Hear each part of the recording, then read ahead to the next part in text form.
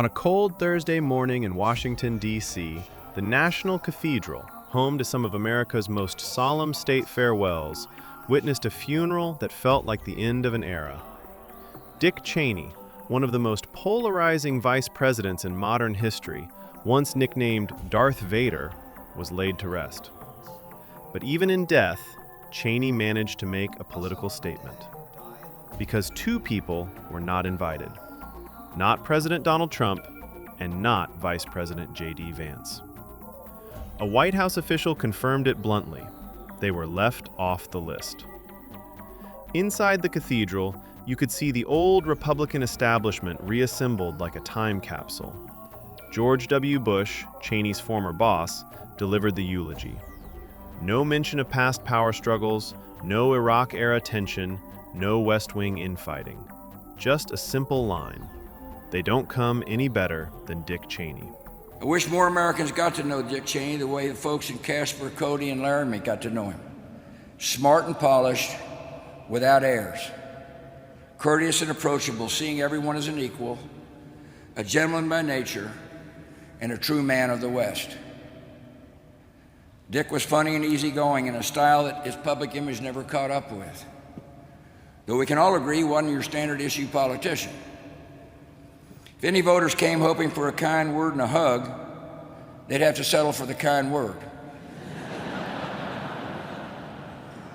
But you can't question the appeal of the only person from America's Mountain West ever elected to national office. On that score, history should record that I chose my vice president not once, but twice. In 2004, he offered to step aside in case I wanted to replace him. I thought about it for a while, but after 4 years of seeing how he treated people, how he carried responsibility, how he handled pressure and took the hits, I arrived back at the conclusion that they do not come any better than Dick Cheney. In the front pews sat a rare bipartisan row: Joe Biden, Kamala Harris, George W. Bush, Mike Pence, Al Gore, Dan Quayle, Nancy Pelosi, Chief Justice John Roberts. A roll call of Washington's institutional memory. Noticeably missing among former presidents were Barack Obama and Bill Clinton, with Clinton citing a scheduling conflict. But the biggest headline wasn't who attended, it was who pointedly did not. Trump and JD Vance.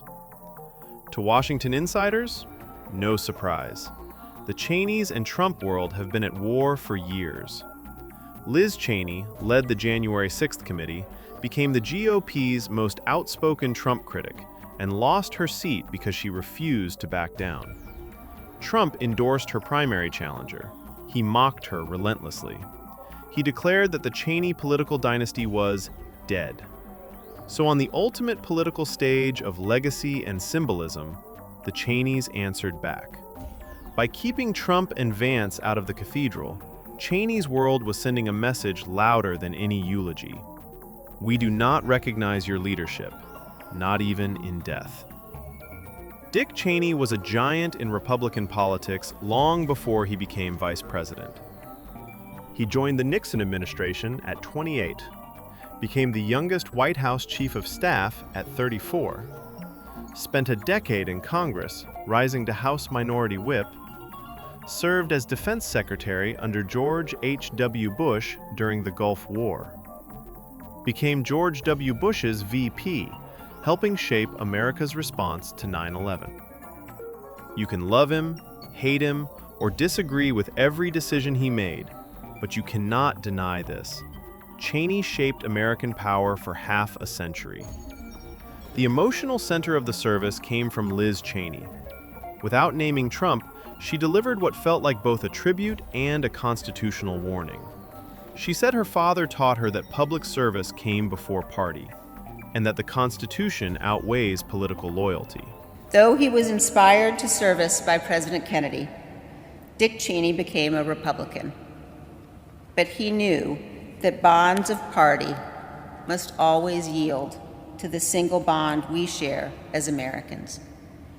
For him, a choice between defense of the Constitution and defense of your political party was no choice at all. When he was vice president, he wrote in this letter to all of his grandchildren, "As you grow, you will come to understand the sacrifices that each generation makes to preserve freedom and democracy for future generations. And you will assume the important responsibilities of citizens in our society. I ask of you as my grandchildren what I asked of my daughters, that you always strive in your lives to do what is right." Perhaps the clearest sign of how far Cheney had drifted from the modern GOP came not at his funeral, but last year. Both Dick and Liz Cheney had endorsed Kamala Harris in the 2024 presidential election. A Republican father-daughter duo endorsing a Democratic nominee for president in a race against Donald Trump. On that cold Washington morning, the National Cathedral echoed with hymns, tributes, and an unmistakable silence. Because sometimes, the loudest message in politics is who's not in the room.